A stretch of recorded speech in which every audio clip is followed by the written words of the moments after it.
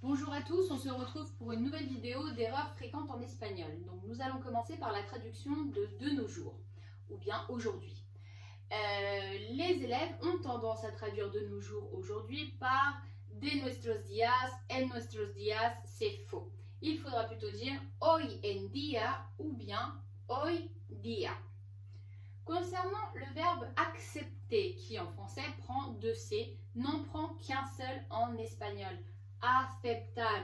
Cette erreur-là revient très souvent. Les élèves ont tendance à mettre deux C. Or, c'est faux. Ensuite, je vous ai écrit le prénom Carolina. Carolina comporte les seules consonnes qui peuvent doubler en espagnol. Je dis bien qui peuvent doubler, car elles ne doublent pas systématiquement. Là, vous avez l'exemple avec le C de aceptar. Il n'y a qu'un seul C. Donc, vous pouvez trouver en double le C, le R, le L et le N. Ce qui signifie que possible ne s'écrira qu'avec un seul S. Aprender, un seul P. Difícil, un seul F.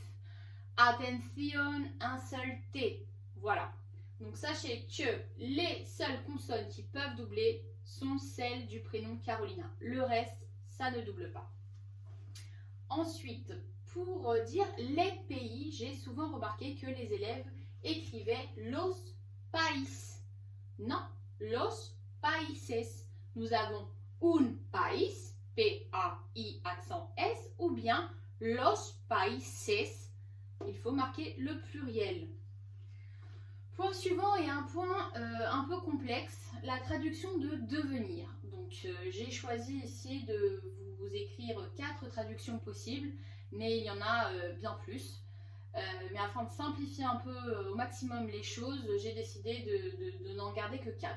Donc nous avons volverse, convertirse en, ponerse et hacerse. Pour volverse, il s'agit d'une transformation involontaire. Je vous donne un exemple. Esta chica se ha vuelto loca. Cette fille est devenue folle. Donc, transformation involontaire. Ensuite, nous avons convertirse en, qui correspond davantage à une transformation progressive sur la durée. Exemple, con el paso de los años se ha convertido en una gran persona.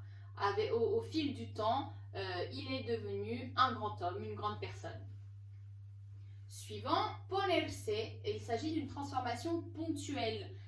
Il est devenu tout rouge, se ha puesto rojo. Elle est devenue nerveuse, se ha puesto nerviosa. Voilà, ponerse, c'est vraiment ponctuel. Et ensuite, nous avons hacerse, qui concerne davantage une transformation volontaire et durable. Par exemple, les deux jeunes filles sont devenues très amies. Las dos chicas se hicieron muy amigas. Point suivant. Pour traduire nombreux et nombreuses, les élèves ont souvent tendance à dire nombrosos, nombrosas, qui n'existent pas. Pour dire nombreux en espagnol, nous dirons numerosos, nombreuses, numerosas. Ensuite, pour dire de plus en plus ou de moins en moins, j'ai souvent vu de más en más, de menos en menos, c'est faux. Pour dire de plus en plus, on emploiera cada vez más, de moins en moins, cada vez menos. Je vous donne un exemple. Je mange de plus en plus de légumes. Como cada vez más legumbres. Avec cada vez menos, je vais de moins en moins en Espagne. Voy cada vez menos a España. Ensuite, concernant la traduction de et, les Espagnols ont deux possibilités. Vous avez le E et le Y. Donc, pour dire toi et moi, nous dirons tu y yo. En revanche, si le mot qui suit et commence par le son i, vous ne réutiliserez pas le y. Il faudra utiliser le e afin d'éviter la répétition du son i. Donc, je vous ai mis un exemple. Pour dire toi et Isabelle, les Espagnols diront tu et Isabelle. Il est faux de dire tu y Isabelle. Isabelle, car nous avons, pas forcément parce que le mot commence par un I, hein, mais tout simplement parce que nous avons le son I. Donc pour éviter cette répétition de I, nous mettons un E. Idem pour la traduction de OU. Les Espagnols ont deux possibilités, le O et le U. Je vous donne un exemple.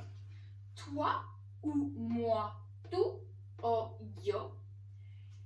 Toi ou Oscar. Donc là, pareil, pour éviter d'avoir la répétition du O, nous dirons tu ou Oscar. Il serait faux d'écrire tu o Oscar.